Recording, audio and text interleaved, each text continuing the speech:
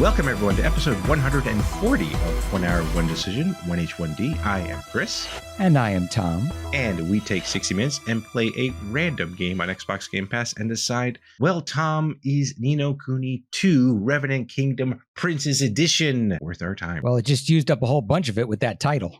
It really did. So this episode, we are talking about said game. I'm not going to repeat it this time because that was a long title to say, but this game was developed by Q-Lock SA. I don't know what the SA stands for, but maybe software assembly. I was close. Just making things up. Sure. Yeah. And this is interesting. This game came out on the PS4 and Windows back in March of 2018. And then on the Switch, September 21st. And then finally on Xbox, March of 2023. Quite a long time long. Between first release and Xbox release. Absolutely. And I play this on the PC, but I played my entire hour on xCloud. So I guess it supports xCloud. It supports xCloud, so spoiler. And if you were to play this locally on your PC, it's about 30.05 gigabytes on your PC. Tom, what about you? On the Xbox Series S, 30.87 gigabytes. So almost a gig bigger, but still pretty close in the grander scheme, you know? Absolutely. You're talking 30 gigs, 31 gigs. Come on. It's basically the same. Yeah, exactly. But what else are we talking about here? What about that game? What kind of game is it? Mine is very short. I put action RPG. Oh, all right. I put story-based action JRPG. But yes. I think I wrote this before I actually started playing. But yeah, we'll get into it. But yes, it is. Mm-hmm. That's what I thought it was. But well, I'll tell you what my game loop was, and that led me to calling it an action RPG. Okay. So complete quests to progress the story while combating enemies to level up your character. Okay. Mine's a little bit shorter. I put level up your character by beating on some mice to progress the story. Yes, but this is not a go in the dungeon and kill the rats kind of quest, which is what people might think you mean. That's fair. But you do go into dungeons and you do beat on some rats. So. Although there are other monsters and stuff that you deal with, so it's not just mice. They're rat men. Yes, they are rat men. It is a interesting universe. And speaking of interesting things, let's talk about the things that we liked about this game, Tom. Well, I will start with what I might consider to be the most obvious one, which is that visually it looks like an anime feature film. Oh yeah. Very studio. I mean, this is like I think the second or third time that we've talked about a game looking like a Studio Ghibli game, but this is like they basically just copied and pasted that art style for sure. And it's incredible. It's an incredible looking game. And I didn't play it on the PS4 or way back when, but I'm assuming it looked great on there too. So yeah, we talked about a 5-year window here between when it was first released and when we got to it, and it doesn't look like it's 5 years old. So no, still looks great, which is very. I like it. I love when something like that. And just for the audience, also, Tom, you've played the first one, right? Yes, not to completion. It was one of those games where I very much liked the way it looked, but I was not too happy with the combat in the original game. Oh, interesting. Now, is combat one of your likes in this game, though? I think strictly speaking, I didn't write it down, but I think it had a good mix of story, exploring combat in the first hour. And I think that's really important in a game like this, where you're not just watching an hour of cutscenes, but you're also not just doing tedious combat for an hour. Right. There are different modes of this game, and the game keeps moving you through those in a very good pace. So I appreciated that. I agree. I'm glad that they didn't go the Kojima route of like 5 minutes of gameplay and then an hour of cutscenes. I felt like like you said, they're evenly spaced, and you got a good sense. And the tutorial and the stuff in this game was great. It got you right into the action, because like you in your notes here, you got opening cinematic, which was great. I was like, what the heck is going on? Because when you look at the kind of the screenshots and stuff like that of this game, it looks like you're in this fantasy world, right? Yes. But the game starts off and then you're in what looks like a modern, almost New York City looking world. And the guy is like the president, and then there's a rocket that just destroys the city, and then you're transported to this other world. Okay. Yep. I'm already intrigued. What the heck is going on? It does definitely do a very good job of you going, what's going on? And then you get thrown down into, the fantasy world, and stuff's going down there too. You were the leader of the free world over there in the real world. Yeah. And now the leader of this world is in trouble. So leader of this world is a tiny boy. He is mouse boy, mouse. No, he's a cat boy, the little tiny cat boy. It's not mouse boy, because the cat people are going up against the mouse people. Yes, the mice people are revolting, and not like disgusting. Like, I mean, like they're having a revolt. Yeah. yes. But something that's not revolting is, like I said, like the combat felt, I think, pretty good. I was going into it thinking that it was going to be a turn-based JRPG. And I was pleasantly surprised that it was not. It is real time, and you are actually attacking things. You're controlling one character, at least so far. I don't know if later on in the game you control others, but you do have a party system and stuff like that. But they kind of do their own thing, from what I understand. So yeah, I think touching on that, the game is like easy to pick up and play. Yeah. I could see somebody maybe who's not very comfortable playing a standard JRPG, picking up this game, and because of the way the tutorial plays itself out, it does it in very like metered, bite-sized chunks. Like, this is the button for this. Now you're going to do it.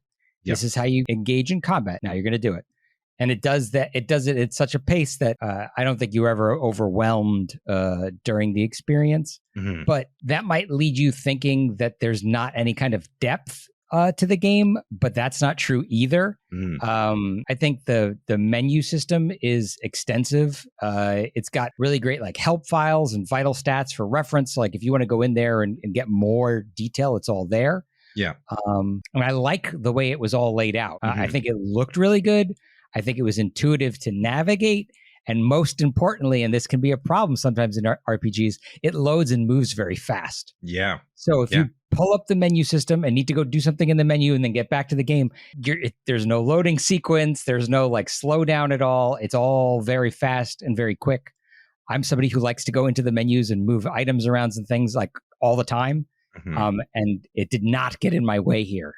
So I appreciated that quite a bit. Yeah, that was very good. And like we touched on, the story is very intriguing, got you right, like the hooks right into me. And the music, I thought the music was, very rousing, got you really invested. It just added an extra layer of just like, oh, okay, this is like a serious game, and a lot of stuff is just going on, and you've got to figure out what the heck is going on. So, and the voice acting, when it was there, which I'm kind of like teeter-tottering here on my dislikes here, the voice acting was good from what I heard. It was pretty good for what it was. And I actually went through the English voice acting. I didn't choose the Japanese, but because usually the Japanese dialogue is always at least sounds better than the English. But the English I thought was pretty good here. I am ready to move on to the dislikes, Chris, because you've segued me. Are you ready to also move on? Yeah, let's do it. Okay, so what's going on with this transition from like voice acting that's like great to just grunting? I know. That was so frustrating to me. And it was like, it wasn't even the fact that there were certain sections. It was just random, because sometimes there'd be cutscenes where your character would just be grunting. And then it's like, but then there'll be another scene where it's like the enemies like are talking to each other, and that's fully voice acted. I'm like, what's the deal here? Why did they do that? It was so disjointed, and it took me out of the experience every once in a while, because like the grunting, just don't do it. Why do that? Yeah, I can't stand also checking out the English when the voice acting and the subtitles don't match. Yes. Oh my God, that drives me crazy. And the other thing about the voice acting that bugged me is that the NPC companions like just keep regurgitating the same line over and over again. Yes, especially after a battle. Yeah, they tend to do that. And but I thought what was kind of cool was like as you're walking through the world, they're having conversations. Like Yes. even though it is text, which again, it's kind of like, why'd they do that? But it is text, so there is banter that's going on, but yeah, it felt kind of half, like it wasn't like fully fleshed out in terms of like the voice direction or whatever was going on over there. It's kind of disappointing. Yeah, because part of something that looks this good, it's like it sets it up with the visuals, and you're like, man, this looks really great. Oh yeah. And then when the audio doesn't land on that same level, you notice it, and you notice it hard. Yeah. Like it's like, oh yeah, this does not work here. Yeah. Yeah. Speaking of things that didn't work, I had some serious problems with the camera control. Oh. Especially during combat. Like it never seemed to be focused on what I wanted it to be focused on. Yeah, especially they give you that lock-on option, and it doesn't really lock on very well. Not great. And then you're talking about those like little dialogue sequences that are kind of like in the middle. Like the camera is not focusing on the right person a lot of times during that exposition. So it's like the prince is talking, but it's showing me, the main character. And I'm like, shouldn't we be looking at the prince when the prince is talking? Like, I don't know. Yeah. It just felt wrong to me. And that, again, took me out of the experience. For sure. I also did want to quickly point out, like I said, I did play this game on xCloud. And I got to say, it was muddy and it didn't look great. It I could still see the game, but there was just a lot of, I don't know, like almost felt like scan lines or something that was happening. And it was a lot of pixelation and all that. It really was not a great experience. I know it's not the game's fault, and I'm sure if you play this locally, it'd be fine, but it definitely was a little disappointing because, I've had decent experiences with single player games like this on xCloud. So that was kind of like come on, man. For what it's worth, I did not experience anything like that playing it locally. No freezing, nothing. Oh, well, that's good. Yeah. Nothing. I mean, you did say loading and everything was working. Yeah, everything was very snappy, very, very smooth on the Series S. Cool. Now, granted, the game is at least 5 years old. So yes, keep that in mind. Indeed. Let's see. What you got? Anything else that bugged you? Well, like the tutorial was good. I liked the way that they kind of presented most of it, but then like most JRPGs and stuff like that, a lot of pop-ups and a lot of click through this menu. Like there's 5 pages of stuff, and I get it. It's just a way for you to kind of get a feeling of how to play the game, which, again, like we talked about, was, I thought, fairly easy to pick up and play for an experience like this. So yeah. And the way they presented it was there's a character that comes on later. Her name is Nella, I believe. And Aranella, that's her name. Yep. And she comes and she's basically your tutorial, your guide throughout this world. So, but the other thing that I was disappointed on is that your tutorial character dies. So that was disappointing.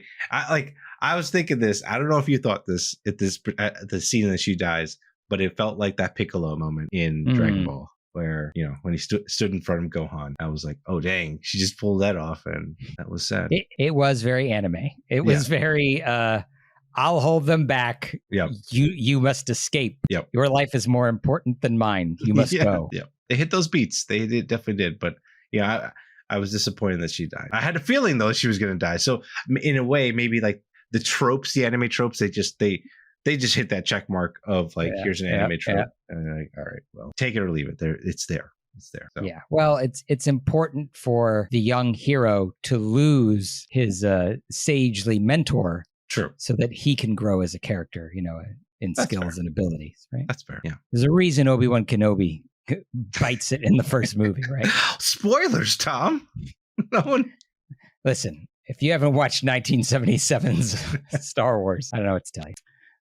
I will tell you, though, that there is something else that bugged me, which is there are points at which this very pretty experience feels very gamey. And what I mean by that is like you walk into an area and there's like little sparkly loot everywhere. And it's like, this is a video game. Go around, collect everything. And for somebody like me, that's very distracting. Like I need to go pick up all the sparkly things. Oh, yeah. If you do a better job and it's more subtle and I don't see half of them, I probably won't look for all of them. But if I see something, I'm going to go get it. Isn't that what they want you to do, though? Yes, presumably, yes. Yeah. But if you're in the middle of an escape sequence through the dungeon and you're being pursued by rat men, yeah. Realistically, like if this was a film, you wouldn't go run around to every corner of the map and pick up every loose bit of change. That's fair. But I'm gonna, because you made it this video game like thing where I got to go do that. That's fair. I mean, that's fair. You don't have to do it, but I have to do it. Yeah. I will say also the other thing that was funny or kind of frustrating is saving. I didn't think it was very clear. Like it was, but it wasn't. Like, because I felt like you can go into the menu and save, but then there's like these, for lack of a better term, like tombs or like runes or something in the world where you can heal and also save. It asks you, do you want to save and stuff like that? But I don't know. I thought that maybe there was another way to save, and maybe I'm wrong. Maybe it is only those little stones that you can save at. But I felt like there was a different. And the other thing actually that was a little confusing. Oh, was it this? Was I felt like there was like temporary saves. Was that here?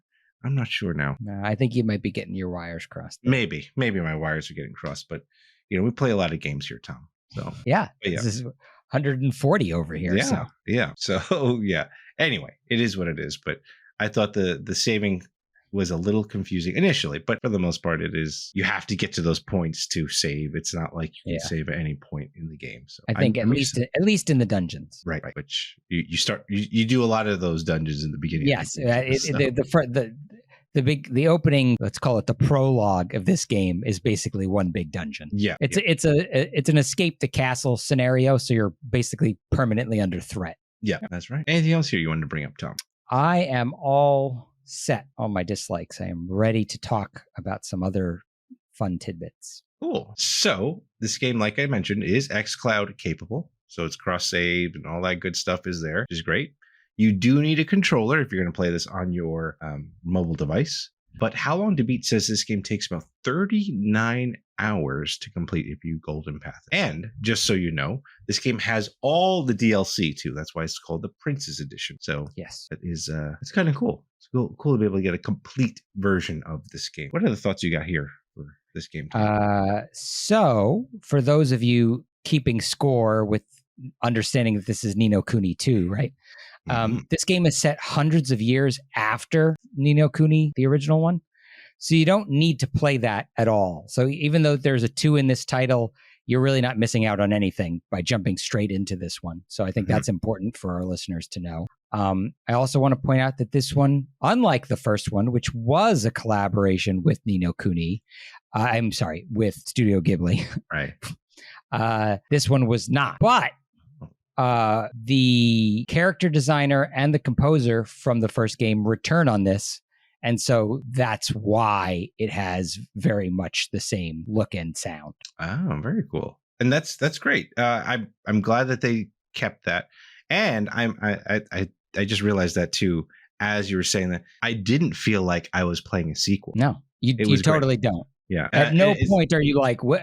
I mean, outside of I'm the president and they're blowing up the city, but I thought I was in a medieval fantasy game. Right. Outside of that, you're never left going, what's going on? Yeah, right. There's nothing like that, which, and it's interesting the way that, like, I guess it's like you said, it's the same universe, yes. But the fact that now they just pushed it several hundred years.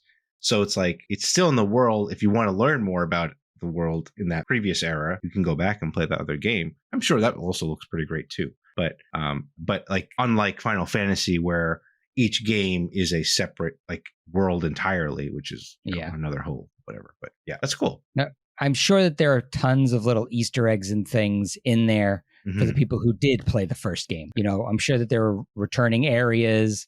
I don't know about returning characters since it's so far in the future, but the repercussions, I would assume, of the first game are probably felt in this game, but you don't need to know them in order to enjoy this game. Okay. And did you notice anything when you were playing it, or I did not, but I did not get very far in the first game, admittedly. Okay, that's fair. So, Tom, we do have to find out though if this game is going to be going past that hour for either one of us, don't we? Yes, we do. But before we do that, yes, we do need to tell and thank our sponsor, citykeys.com, for once again helping support the show. And you can support the show by clicking the link to cdkeys.com in our description, either on the podcast or YouTube description below, and check out all the great stuff that they have over there. They've got 90% off a lot of these games, maybe even this game. I don't know. But you can check it out, cdkeys.com. So, Tom, what are we doing with this game? Okay. The metric for me, right, is the hour, my alarm's going off. How do I feel? I did not want to stop playing this. Okay. So my 1 hour alarm went off and I was like, man, but I don't want to stop. I think the mechanics are definitely improved over the original. The points of frustration that I had with the first game, which honestly I don't even recall at this point because it's been that long. I did not feel them here. So I very much want to keep playing this. I'm curious to see if I actually will. So there's a desire to keep going here. I think the characters are interesting. The game is fun to play. Yeah. Everything's lined up for me to keep playing this, except that you just told me that it takes 40 hours to finish. So maybe we'll see. We'll see what happens. Yes. 39 hours is a long time. But, sometimes when you get wrapped into a world like this, as gorgeous and intriguing as this was, and again, it's a 5-year-old game. It still looks great. I think we're going to keep playing it because it is one of those games that just got me invested with the look and feel and the sound for the most part. And it played well. It played very well. So yeah, if you have 40 hours and you're willing to give this game a shot, give it a shot. I am. Yeah, you don't even need to give it 40 hours, right? You could give it 1 hour and see where you land, and let us know. Exactly. Yes, let us know, because those are our thoughts, and let us know what you think of this game. Follow us and say hello on Twitter at TC1H1D, or shoot us an email at TC1H1D@outlook.com. Check out our streams on Twitch at twitch.tv/1H1D. And if you're watching this on YouTube, send us a comment down below. Let us know how far you got in this game. Yeah. That'd be cool. To know. I'd like to know. Yeah. And 1H1D is part of that QTV network. And if you like gaming podcasts and other cool gaming content, check all that stuff out at quitthebill.com/network. So, Tom, yes, we got to find out what we're playing next, but no surprising button for next episode, because Aaron from the Super Pod Saga is joining us and letting us know that we should be playing Fuga Melodies of Steel. I am unfamiliar, but it sounds like I'm about to be. You will be, at least for an hour. So we will be checking that out on our next episode. But thank you so much, everyone, for tuning into this episode, and we will catch you on the next one. Thanks, everybody.